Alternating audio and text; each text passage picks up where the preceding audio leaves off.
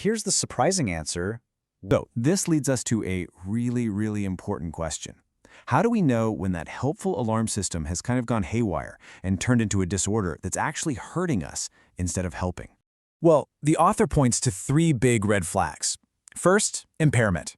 It's actively getting in the way of your life, stopping you from working, seeing friends, or even leaving the house. Second, it has no basis. The anxiety feels like it's coming from nowhere, latching onto things that aren't real threats.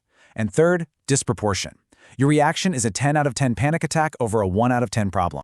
And this quote, oh man, it just perfectly nails that last point. The actual real-world danger might be like a tiny 10% risk, but our anxious response is 100%, totally all-consuming.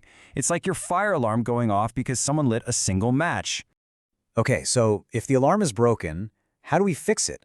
Well, here's the surprising answer. We don't. Instead, we learn to recalibrate our response to the alarm. And one of the most powerful ways to do that is with a mental toolkit called cognitive behavioral therapy, or CBT.